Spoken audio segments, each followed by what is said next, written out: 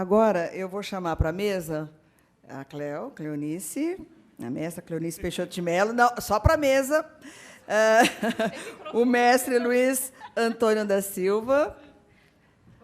Roberto já vem para a mesa? Não? Ok. E eles agora vão conduzir as perguntas. Eu acho que vocês, como a Cléo tinha sugerido, se vocês foram acompanhando o atendimento, então, agora é a hora de vocês falarem, ok? O professor vai comandar esse horário. Obrigada. Vamos lá, gente. Primeiro, antes da gente abrir para questões, né, agora é o momento de vocês... Eu estou muito baixo, não gostei dessa cadeira aqui, peraí.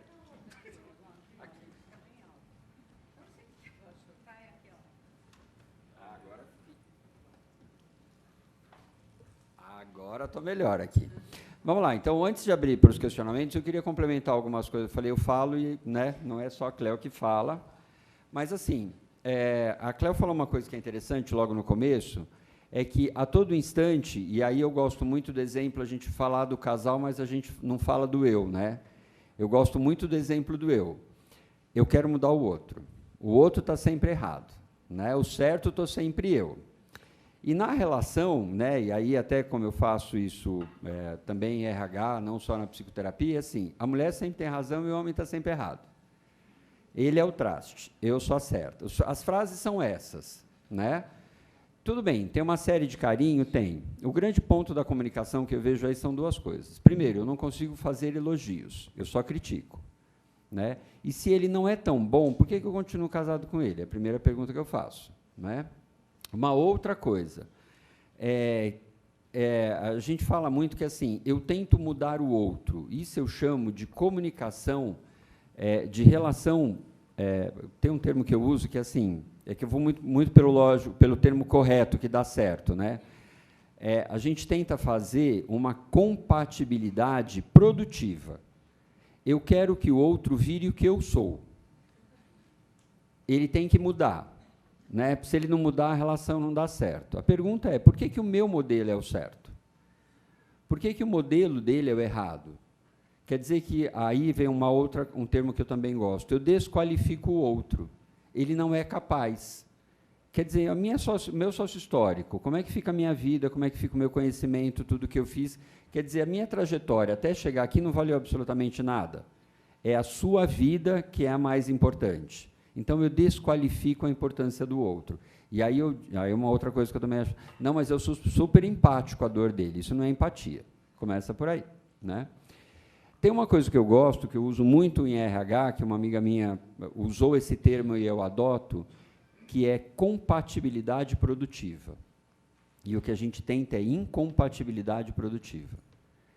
Eu não sou bom em tudo, e eu acho ótimo que eu não sou bom em tudo. O outro é bom em alguma coisa, e ele também não é bom em algumas coisas. Por que eu não posso juntar os dois conhecimentos?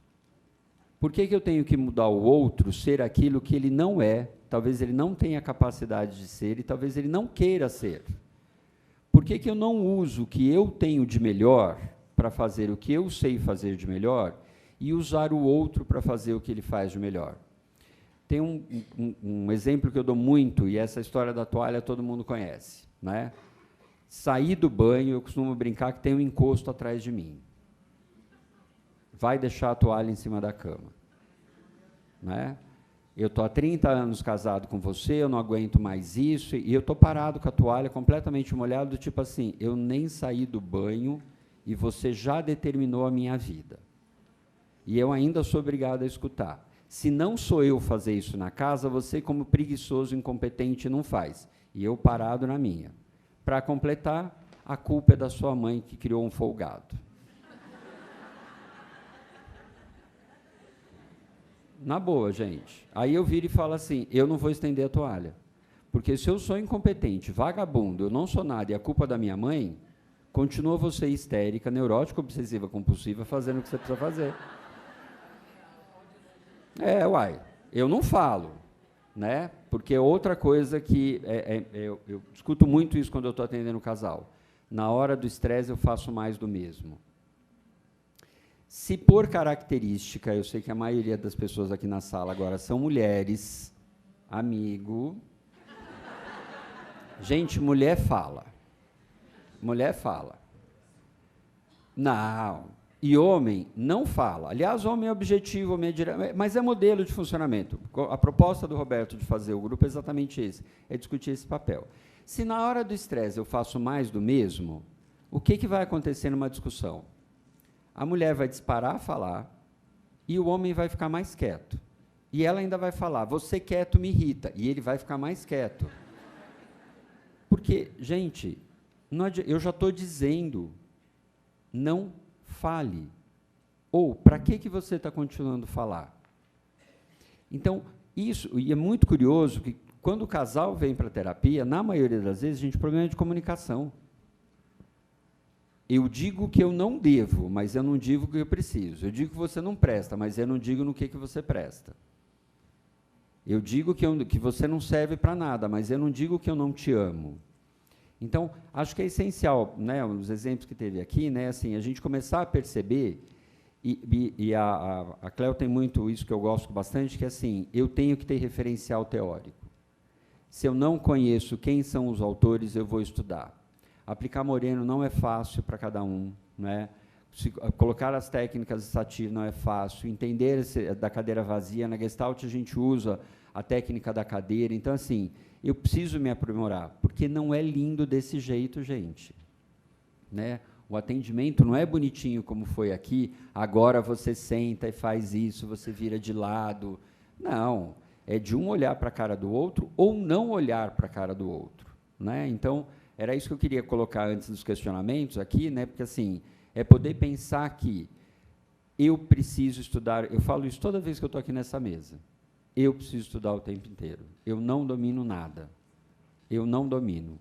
Sei que nada sei é a melhor frase. Né? Apareceu, vou estudar, quero saber como é que trata, quero saber como é que eu vou lidar com isso agora. Né? A gente viu a situação aqui de muita família, eu até comentei ali, né? Eu ia fazer alguns comentários. A gente se emociona no atendimento, vocês estavam emocionados no atendimento. Né? E como é que fica isso? Porque mexe com a nossa história. Então, é esse saber que eu acho que vale a pena a gente trocar. Como é que eu lido com coisas que não estão escritas no caderno? Né? Na aula, a gente não fala isso. No livro, não está escrito isso. É como é que eu lido com o ser humano, que é a parte mais complicada. Vamos lá? Cléo? Eu só queria falar uma A coisa. A Cléo pegou o microfone. Peguei de novo. Não peguei, não. Vou tirar. Não estou pegando. Tá falando. A Virginia Satir fala também, complementando o que o Luiz falou, no casamento existe assim a tríade conjugal, que ela chama, ou tríade marital. Então, assim, no matrimônio existe o eu, o tu e o nós. É o nós que tem que fazer toda a diferença. O investimento é para o nós. Se a gente não tem investimento para esse nós, e a gente vê muito casal assim, não, o que é meu, o que é dele, a gente... São dois indivíduos morando juntos, não existe um nós, não existe um casal.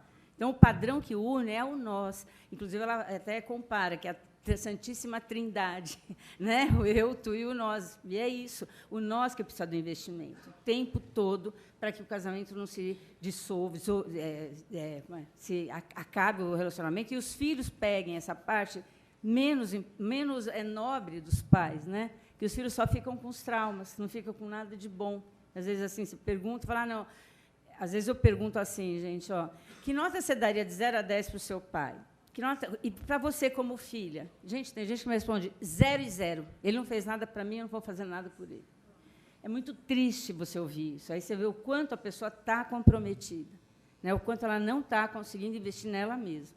Então, assim, eu preciso investir em mim e preciso investir, se eu quero ter um relacionamento, no nós, sempre, né? Para as coisas poderem estar certas. É praticamente isso. Ok? Bom, agora nós vamos fazer o seguinte. Quem tem algum questionamento, alguma pergunta, levante a mão. Eu vou pedir para que venham até aqui à frente e sejam bem objetivos na colocação. Tá? Eu vou começar, então, pela fileira da frente. Quem falou aqui? Isso. Depois nós vamos passando pelas fileiras. Tá? Legal. A minha dúvida é da primeira dinâmica, quando você estava representando a mãe, era uma mãe já bastante consciente, terapeutizada, assim, né? A ideia é que seja assim, porque assim, a minha preocupação era se eu tivesse tentando uma aproximação com a minha mãe e aquela pessoa já bastante consciente não se aproximasse da imagem que eu tenho da minha mãe. Então, a minha dúvida era assim, se a ideia é que ela já fosse realmente bastante consciente ou que ela fosse mais próxima da realidade e talvez se conscientizasse no processo. É bem legal você ter perguntado, porque assim, ela não falava com a mãe dela também porque ela tinha medo da resposta da mãe. Né? Então, assim, a gente fala assim, não quero falar com a minha mãe, que ela está velhinha, tadinha, ela não, né, vou magoá-la. Não é por isso que a gente não fala, porque a gente sabe o quanto a mãe é forte, e mãe vai devolver o que você fala. Então, assim, eu estou preparada para ouvir o que minha mãe tem para falar? Se eu não estiver preparada, eu não falo. No caso dela, ela estava preparada, porque a gente já estava na 4ª sessão, e ela também tinha, né, uma profissão onde ela, na medicina, ela acaba tendo, né, que se ver também. Ela mesmo medicina veterinária. Então, assim, a gente tem que fazer a leitura da família, e cada família é uma leitura. Quando ela fala assim, nossa, mas deu tudo bonitinho, esse caso deu. A gente só traz casos que deu certo também. Se vocês quiserem que a gente traga os que deram errado, mas acho que não vai contribuir, agregar. Esse caso deu. Então, assim, os dois estavam dispostos. Né? Então, claro, tem casal que não, tem casal que a gente tem que usar outros recursos, e que a gente consegue. Então, no caso dela, deu para trazer aquela mãe já terapeutizada. E foi o que aconteceu. Realmente, a mãe dela só estava esperando ela chegar e conversar com ela. Por isso que eu trouxe essa parte. Tem mãe que não, que às vezes até pode falar assim, não, eu sofri, e a mãe não consegue nem explicar, né, o que fez, porque não tem consciência. Isso foi uma coisa... De leitura da família. Leitura. Não, isso foi... Porque, assim, você não conhecia a mãe e, aparentemente, nem ela sabia a opinião da mãe sobre isso, assim, pelo que eu estou entendendo. Então, e assim, eu pego as informações que ela me traz. Então, a gente, como eu falei, a gente decodifica. E, assim, mas essa postura que você estava representando foi o que você sentiu de como a mãe dela estava. Isso. Você poderia, numa outra situação, ainda estar bem fechada Não foi insight, não. Isso aí já foi a leitura que a gente estava fazendo. Estava na 4º atendimento, quando foi feito isso. Foi uma leitura que a gente fez no genograma, onde a mãe dela não se colocava como responsável, mas já estava dando indícios que ela sabia, porque toda vez que ela ia falar do pai, a mãe falava, não fala assim do seu pai foi um homem muito bom. A mãe falava isso para ela. Então, ela trouxe falas da mãe em relação ao pai. Então, é a leitura que a gente faz, não na hora ali. Na hora, assim, a gente tem meio que um roteiro, eu falo o que eu sinto, mas dentro do contexto daquela família, nem da minha, que também, né, às vezes, a gente tem as nossas encrencas. Aí, se eu colocar meus valores, vou perder a família. Então, é dentro da leitura que a gente faz da família. Acho que 2 coisas eu vou trazer aqui agora. Primeiro, eu tenho que saber qual é o momento que eu vou fazer a técnica. Essa técnica não é para ser assim, olha, na sessão 1 você faz isso, sessão 2... Tem toda uma leitura, e aí eu gosto de uma coisa que a Cléo falou de comunicação aqui, eu não sei se vocês já leram sobre análise do discurso. Olha como uma coisa amplia. Eu tenho que entender qual é o contexto que este discurso, que a família, ela trouxe em relação à família, para poder aplicar naquele momento. Então, não é só dizer, é saber o momento histórico, o momento social, como é que o sentimento que está sendo envolvido disso, para poder colocar a técnica. E uma outra coisa, muito cuidado com... Eu falei isso agora há pouco. Muito cuidado com a desqualificação. Eu não vou falar para a Cléo, porque ela não tem preparo para isso. Ela não tem estrutura emocional. Eu tiro dela toda a capacidade emocional e intelectual que ela tem. E outra, eu só vou saber se ela sabe superar desafios se ela se falar. Então, na tua pergunta, é assim, eu tenho que buscar o que a família trouxe, né, o que o indivíduo trouxe naquele momento, e devolver para ele em cima do que ele me disse.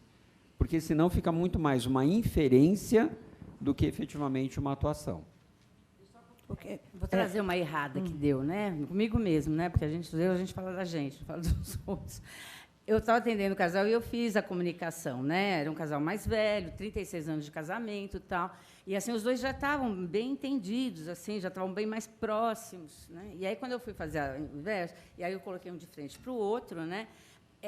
Aí eu falei assim, eu sei, assim, que você vai falar, né? Que eu sempre falo para o casal, você tem que ser a melhor amigo dela, tal. Eu falei, você não sente? Falei para a esposa, você não sente que o seu marido é o seu melhor amigo? Ela, sinto, sempre senti.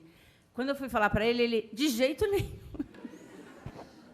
Então, quando a gente não sabe, quando a gente sabe a resposta, a gente não faz a pergunta. Eu não me toquei que poderia ser essa a resposta dele. Ele quis dizer que assim, eles já não conversavam como eles conversavam antes. Ela não queria mais tomar um vinho quando chegava em casa e falar sobre o dia de cada um. Então, assim, o que ele sentia falta era dessa amizade que eles tinham no começo. E ele foi falar, não, mas aí ela não ouviu mais. Porque ela falou, o quê? Ela ficou indignada, ela levantou, ela saiu do local que a gente estava, ela sentou no outro sofá e falou assim, não, eu não admito, eu estou 36 anos investindo nesse casamento, você tem coragem de falar que eu não sou sua amiga? Até reverter, deu trabalho. Então, assim, foi uma leitura que eu podia ter feito antes, não fiz. Achei que ele também ia ter a mesma resposta, por isso que eu perguntei. Então, aí a gente tem que começar, né, um pouquinho. Eu fui muito otimista com esse casal. Tive que trabalhar outras coisas. Olha, eu vou fazer o seguinte, tem 3 perguntas aqui que, na verdade, acho que... Claro. Tá.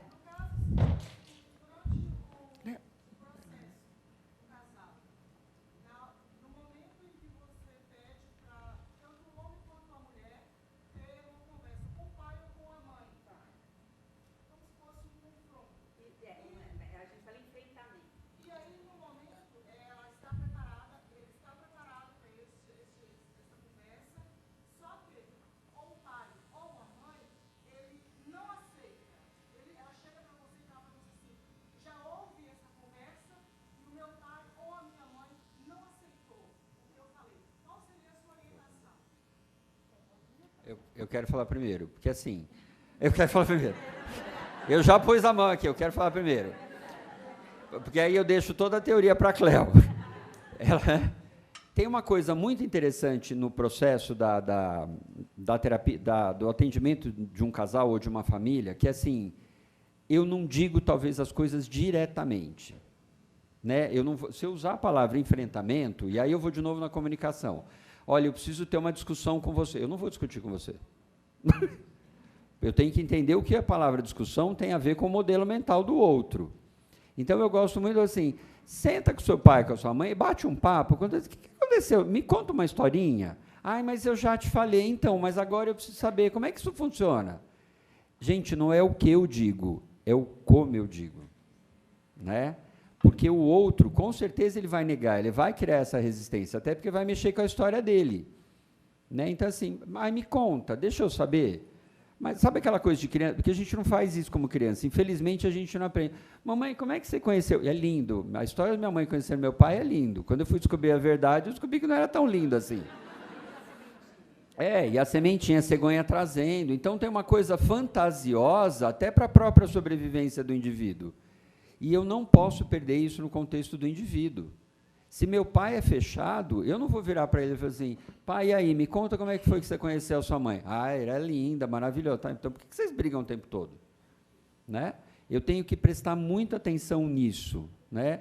Por isso que eu tenho que entender a história desta família antes de chegar e falar assim, mamãe, me conta como foi. Não gente, é isso que eu estou falando. O livro, quando a gente pega para ler, ele fala, agora você coloca e faz o enfrentamento, faz essa pergunta. Isso é teoria, gente. Na prática, eu costumo brincar, o bicho ser humano, a gente não sabe o que vai sair de lá de dentro. Né? Ele tem milhões de reações. Então, é a forma, é muito mais na forma. Eu falo que, quando a pessoa consegue fazer, né, buscar essa explicação com a mãe, fazer esse enfrentamento, assim, ela se liberta com todas as relações. É a mais difícil. O que assim, é raro acontecer, porque assim, eu treino antes na sessão terapêutica a maneira que ela vai falar com a mãe dela. Então, assim, ela pode esperar que pode ser isso ou pode ser outras coisas. O que é importante ela falar do sentimento dela para a mãe. Não buscar satisfação com a mãe. Eu não vou perguntar para a minha mãe por que ela fez isso quando eu tinha 7 anos de idade. Eu vou buscar explicação. Então, ela já vai falar de um jeito assim, eu me sinto, eu tenho filhos, às vezes assim, os meus filhos me perguntam, por isso que eu quero saber. Então, eu vou treinando cada pessoa, né, de uma forma, porque cada família, cada pessoa é um mundo diferente, então a gente tem que ver caso a caso e como a gente vai treinar a pessoa para falar isso. E eu vou dar já que é para falar alguma coisa que também não deu certo, quando eu fui fazer esse enfrentamento com a minha mãe, que eu falo explicação também, mas eu falo enfrentamento, né? Mãe, eu me sentia tão sozinha quando eu tinha 7 anos, ia para o colégio sozinha, tal. Ela virou para mim e falou: e por que você não falou antes? Você vem falar agora e acha que eu vou dar Acabou com todas as minhas convicções, né, gente? Então, assim, a gente tem que... A culpa é sua que não pediu ajuda, tá vendo? Exatamente o que ela falou. Minha mãe pernambucana, sangue quente, imagina que eu ia pedir desculpa. Então, a gente vai, assim, de acordo com o que a pessoa aguenta, né? Na época, eu estava preparada também para fazer isso, tal, senão talvez eu estaria em terapia até hoje, se não tivesse preparada. Na verdade, eu acho que complementa um pouco isso. Olha, em que momento o terapeuta pensa ser necessário desistir da terapia? O Anderson perguntou. A outra, qual o espaço de tempo entre uma sessão e outra? A Leandra. E o outro, quando o casal ou a relação vai além da agressão verbal, como retornar, como conduzir? Eu vou tentar lembrar todas, me lembra aqui. A primeira obrigado. A primeira é em que momento o terapeuta deve desistir da terapia? Quando ele resolveu ser terapeuta de casal.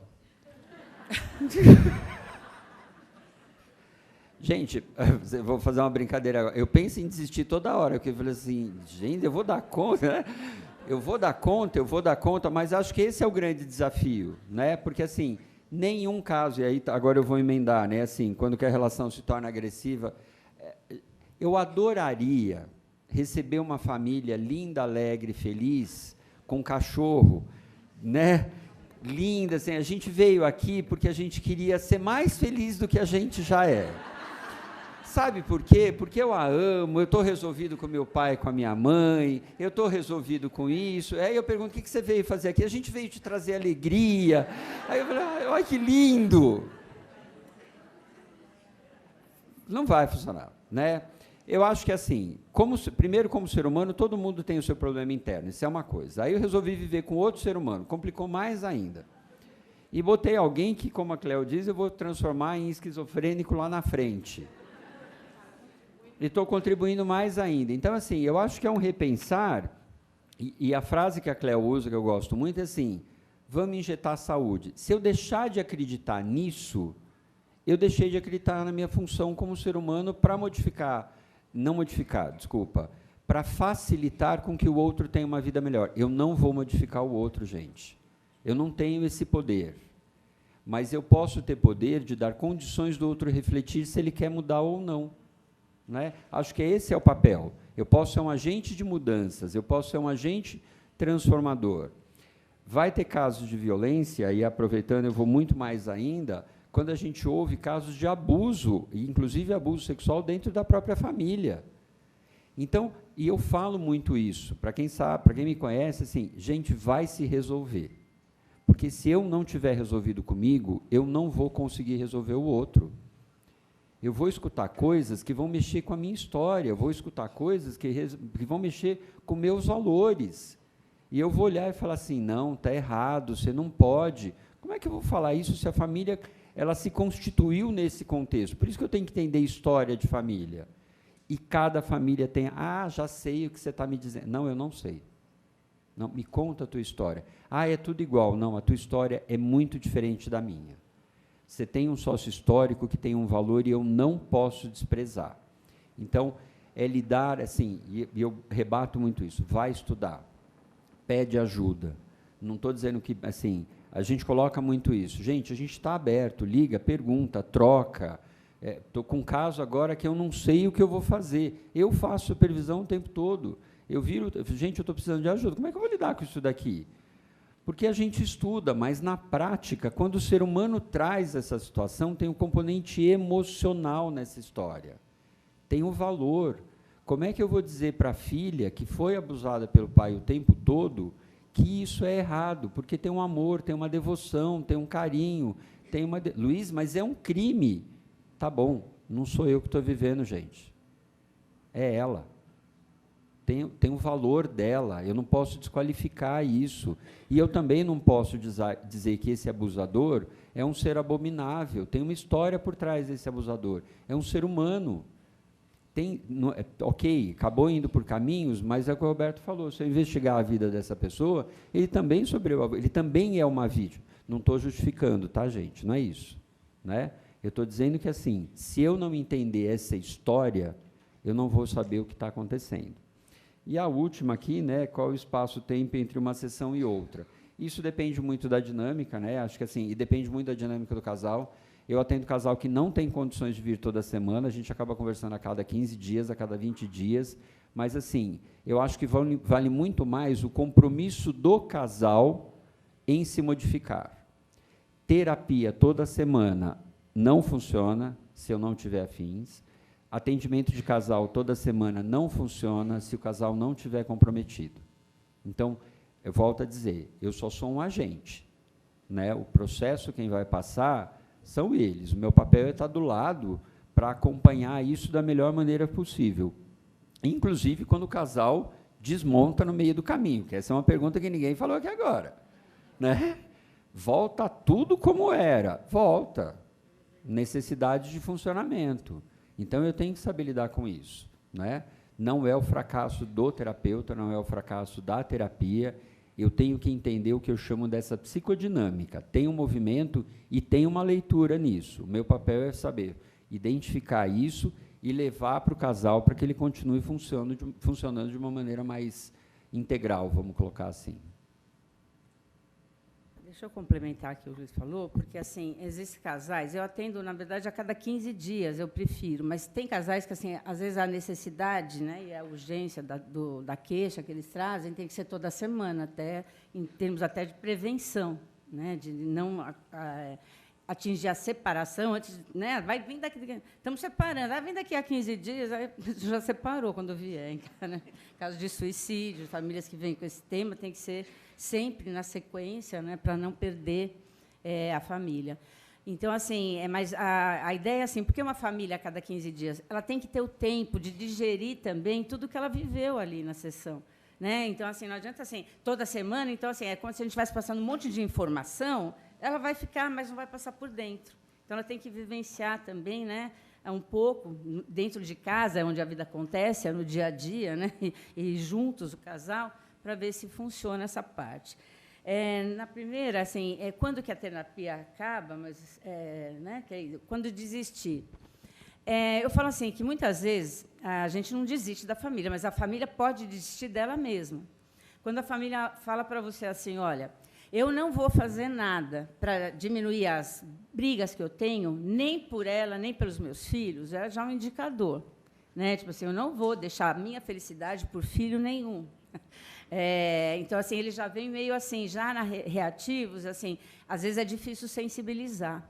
E assim, a terapia familiar, isso dentro da ciência, né, e assim dos autores mais que são mais ícones, assim, eles falam assim que a gente muitas vezes tem que deixar a família onde ela quer ficar, porque mais que a gente insista, ela não vai passar daquilo.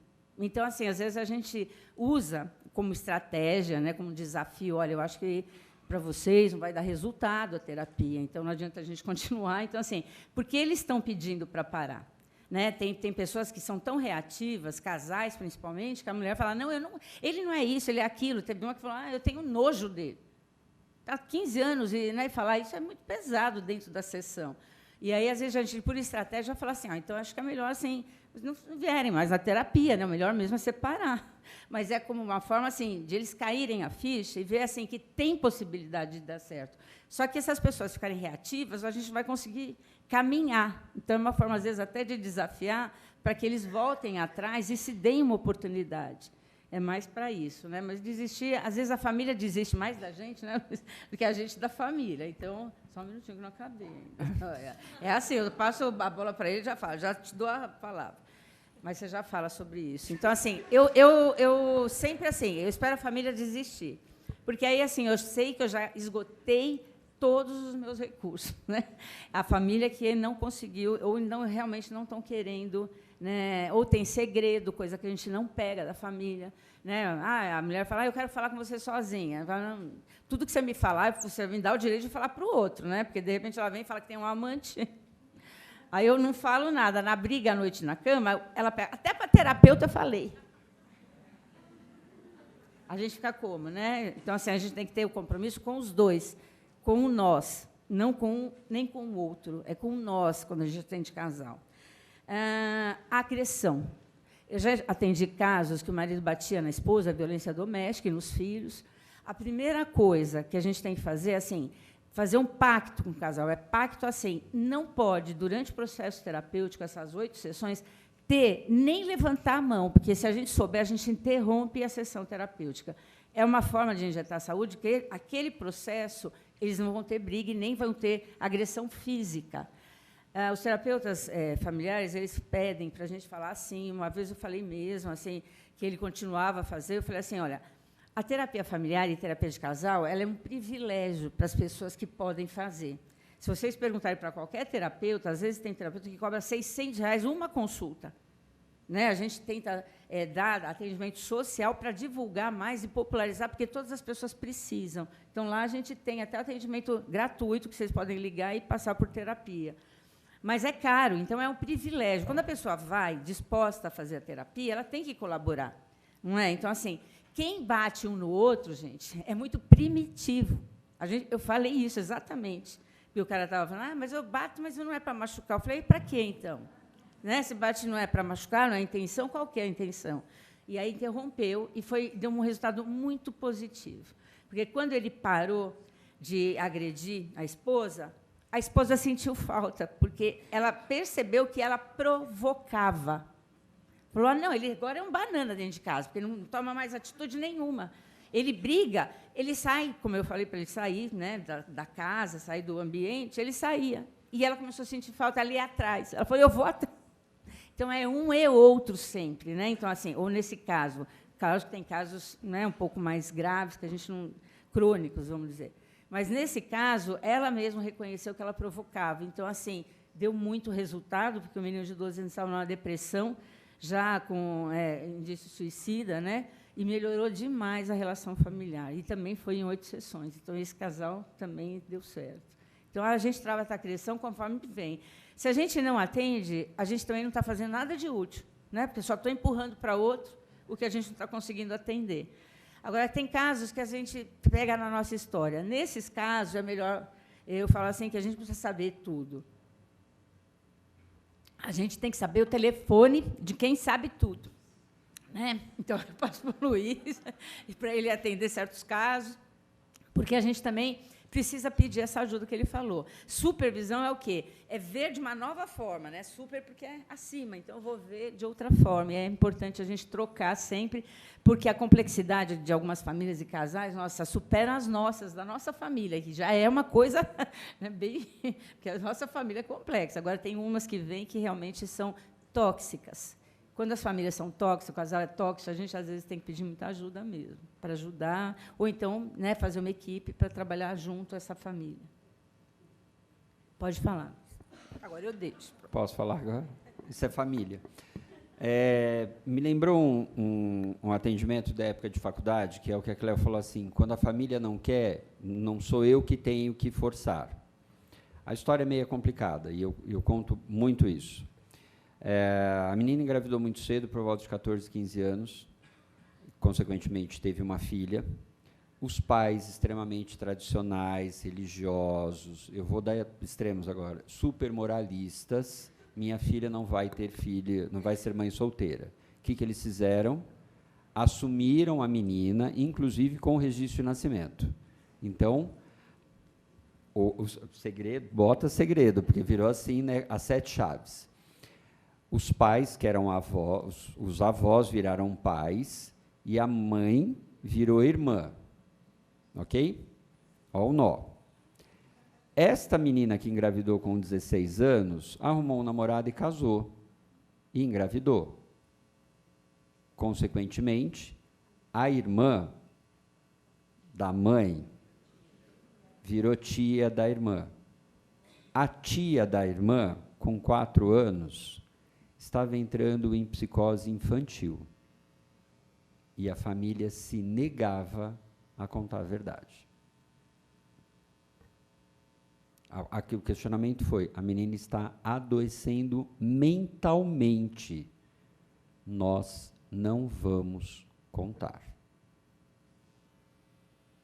que eu faço? Chamo um conselho tutelar? O que eu faço? Chamo a polícia? O que eu faço? Bato no pai e da mãe, que resolveram ser moral, pela moral e bons costumes? Conto para a filha, né? Viro para outra e falo que mãe desnaturada é você que deixou essa criança ser cuidada. Não faço, gente. Não faço. Pergunta se a família voltou? Não. Pergunta se a família está sendo atendida no hospital psiquiátrico? Ah, a menina está, ela surtou, gente. Surtou. Então, essa menina acabou carregando o que a família não quis traduzir. Eu não tenho controle. Né? Por isso que eu falo, eu tenho que aprender a lidar com isso também. A família não quer se tratar. Né? Caso real. E isso daí de mãe assumir, né, a filha da filha, a gente é mais comum do que a gente imagina. O que aparece isso lá, e a gente tem que ser muito honesto com as pessoas. Tanto que a gente pede isso, né, no começo da terapia, assim, sejam honestos conosco, que a gente vai ser muito honesto com vocês. Isso precisa mesmo, né? Principalmente criança. Eu já tive uma criança que ela ficou 50 dias na UTI, porque os pais não quiseram contar também segredos. Então, assim, a criança ela se coloca em risco de vida e muitas vezes ela vai mesmo, né, a falência do sistema imunológico dela, e ela vai embora. Oi.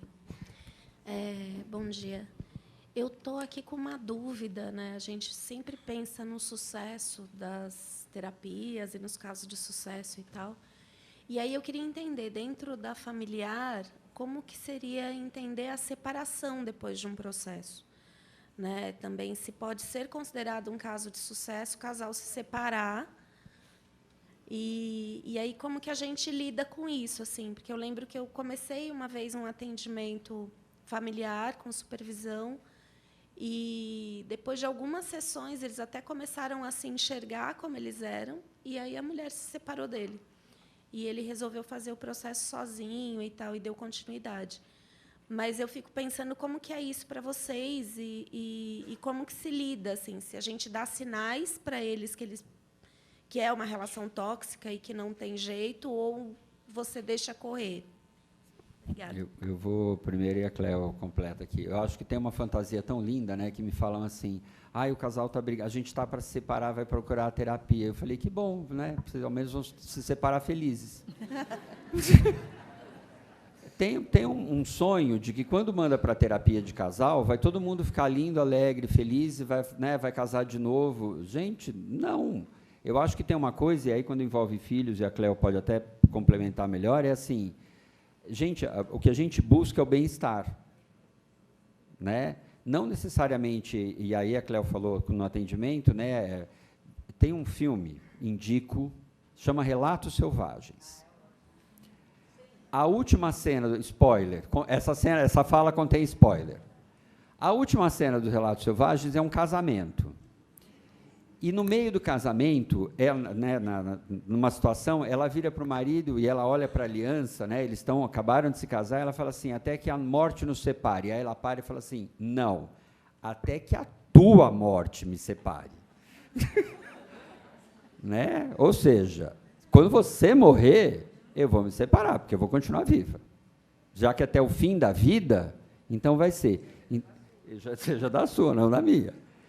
Então, tem um peso nisso, que é assim, eu não posso me separar. Gente, se pegar meus pais, se pegar a geração da minha família, depois é que eu fui entender por que eu tinha tios que dormiam em cama separada. Eu era criança e não entendia isso.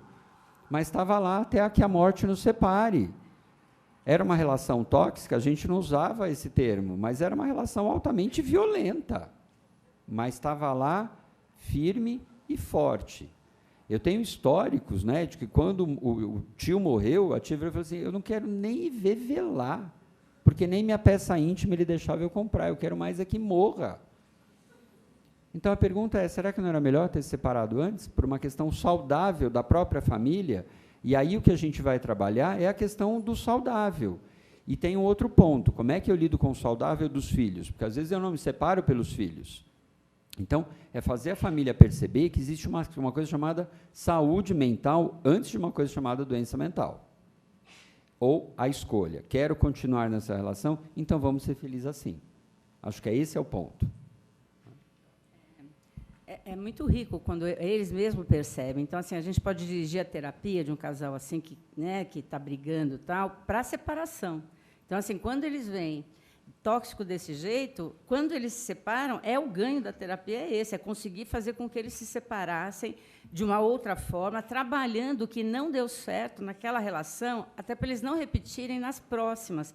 Porque, se eles não trabalham, eles vão buscar outras pessoas de acordo com a história deles. A escolha conjugal não é aleatória, tem muito a ver com a nossa história de vida. Se a gente não vai trabalhar com se conhece melhor tal para escolher certo, sempre vai falar, eu tenho dedo podre. Mas não, né? Porque assim, as suas escolhas estão equivocadas porque você não está fazendo uma leitura da sua vida.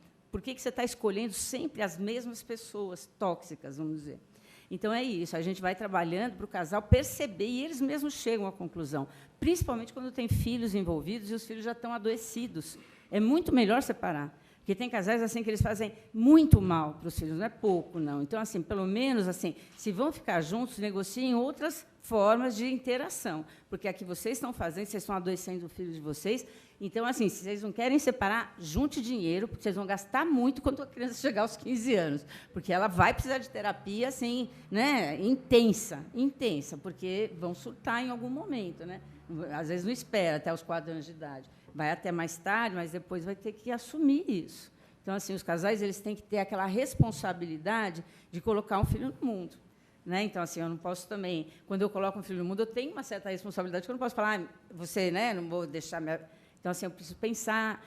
A gente tinha falado, até esqueci de falar, que é a parte ética, sabe, da que as pessoas perdem. Tem assim a educação moral que não tem mais, né? E moral e ética é uma coisa muito importante, né? Que assim, tudo que eu fizer que eu estou tirando a felicidade do outro, gente, não é ético, não é nem moral, né? Porque está prejudicando as pessoas.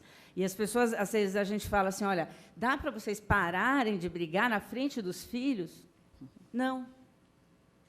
Então, assim, aí a gente vai ter que pegar outros recursos, né, para poder mostrar o quanto mal que eles estão fazendo para os filhos. E que, se não for agora, vai ser lá na frente. E, quando a pessoa fala isso, é que ela já tem um histórico, meus pais não fizeram nada por mim. Por que eu tenho que fazer pelos meus filhos? Olha quanta doença existe nessa família que a gente vai ter que recuperar.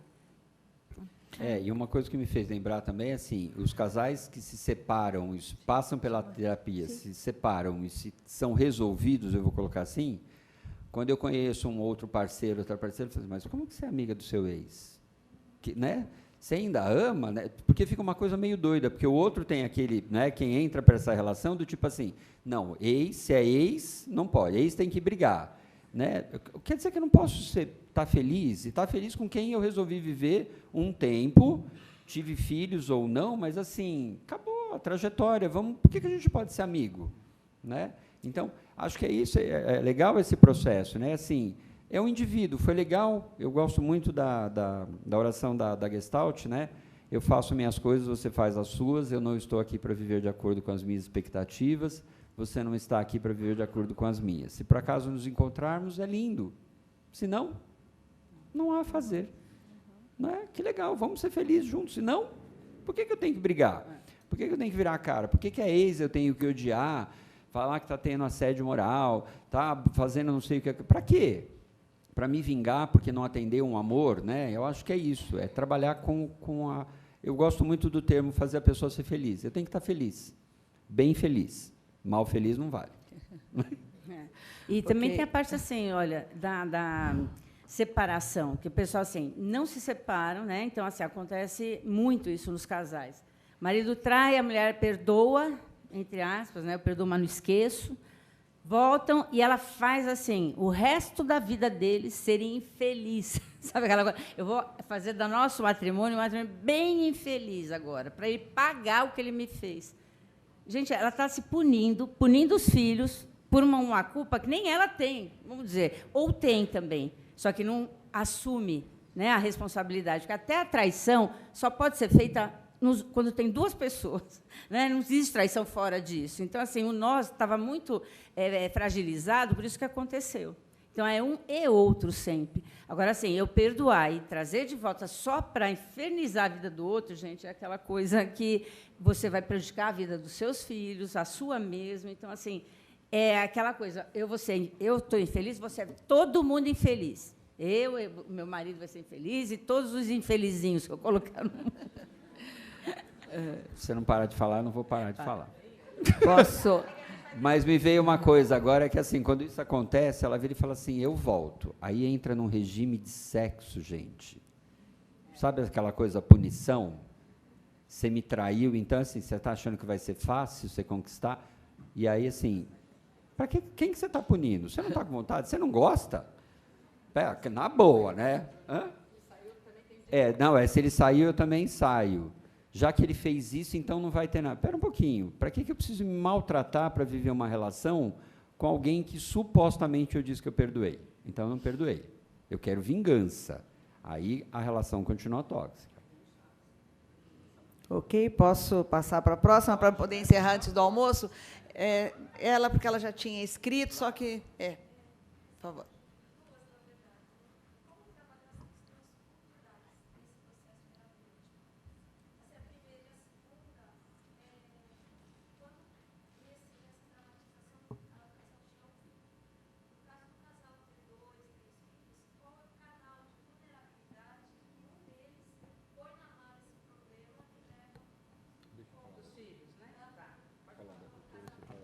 Eu vou falar da cultura, porque assim, tem uma história que eu conto. Eu morei fora do país, num país que eu adoro, que assim, em termos de diversidade cultural, é extremamente rico. Eu morei na Inglaterra, eu morei em Londres. E assim, gente, é um respeito para a diversidade que você fica bobo de ver. Você fala assim, como é que pode, né? E eu não esqueço a cena. Eu fui visitar um amigo meu, um casal de amigos, e num bairro de origem muçulmana. Né? Porque lá os bairros a gente não tem como aqui. E eu estava andando na rua e tinha uma... Eu conto essa história, eu fico até besta. Assim, estava a esposa empurrando o carrinho do filho, o marido atrás com o outro no colo. Gente, mas ele dava tanta paulada na cabeça dessa mulher, que eu falei assim, não, eu não vou falar nada. Porque se eu falar... Atravessei a rua. Passa a polícia. Eu falei, está salvo. Nem olhou, gente. Culturalmente, para ela, é o papel dela. Pode não ser o meu, até porque eu sou do Ocidente, eu nasci no Brasil. Eu não tenho uma origem muçulmana, eu não tenho aquela crença, eu não tenho esse conceito do homem, eu não tenho essa dominância da mulher. Então, acho que a tua pergunta vem nisso, né? Você acabou perguntando. Eu tenho que entender com quem que eu estou conversando. Qual é o valor para essa pessoa, para que ela tenha algumas atitudes. E hoje, gente, principalmente para quem trabalha na área social, o que a gente tem de diversidade aqui, para quem está no centro de São Paulo, eu não tenho mais quase restaurantes brasileiros. Ou ele é nigeriano, ou ele é angolano, ou ele é chinês, japonês, seja lá o que for. Então, assim, tem uma riqueza de aprendizado nisso, e aí eu falo, não, você está errado. Tá, no Brasil você está errado, porque existe uma lei, por isso e isso. Então, eu gosto muito de Vygotsky. Existe uma coisa chamada sócio histórico. Me diz tua história, porque assim eu consigo entender o porquê que você faz. Acho que é por aí o caminho. Bem? Vou responder a segunda. A primeira tem isso também da cultura, né, que a gente tem que legitimar a cultura do outro, né, e aceitar.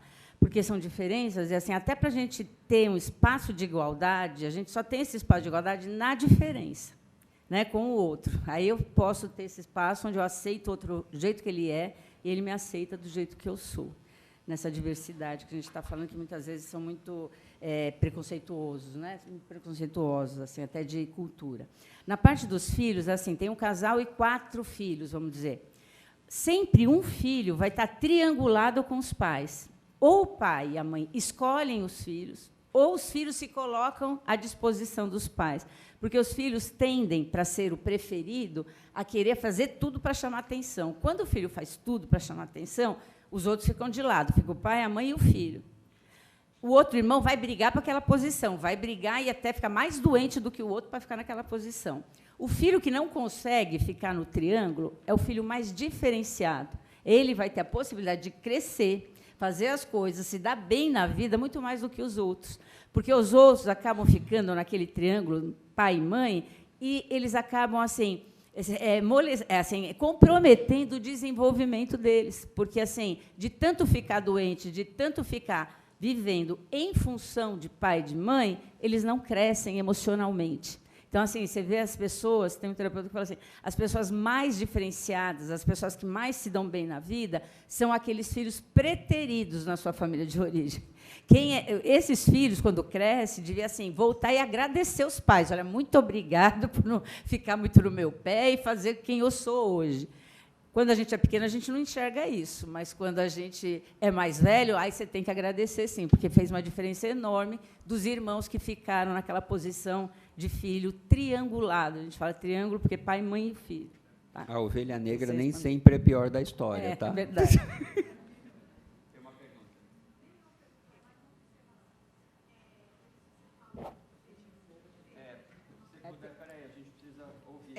É que, na verdade, nós já estamos encerrando as perguntas, viu?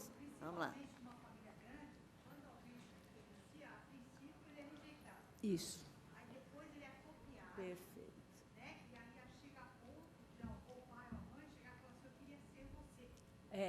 É isso mesmo. O orgulho é tanto que acaba falando. E assim, quando o filho se sente preterido, dá uma sensação de não pertencimento. Né? E esse não pertencimento é doloroso, gente.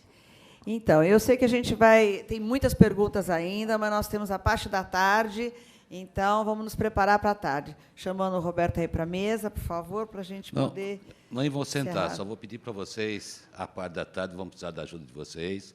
Vamos entrar numa área mais difícil. Essa aqui eu acho que foi até... Apesar que eu vi muita gente meio se emocionando, mas agora à tarde não. À tarde a gente entra na parte do suicídio, então a família provavelmente será bem mais sofrida, tá? E falando também que o que vocês viram aqui, no Cefatef, é isso que a gente faz no atendimento social, tá, pessoal? Esse é o atendimento social também. E também essas dinâmicas, tudo, porque a gente joga muito na terapia para o terapeuta. Quem não é terapeuta, aprender uma dinâmica dessa, ele pode usar no local de trabalho dele, ele pode dar uma visão maior com uma família ou com um indivíduo que pode chegar. Ele tem um conhecimento de uma dinâmica assim, ele consegue interagir mais. É isso aí, espero vocês à tarde, tá? Obrigado. Bom, lembramos que o próximo fórum está previsto para o dia 7 de março de 2020, com o tema A Mulher na Atualidade. Tá? E encerramos, nesse instante, a primeira parte do primeiro seminário. Eu vou falar agora. E retornaremos às 13h30, às 13h30, com a continuidade do evento. Obrigada e bom almoço a todos.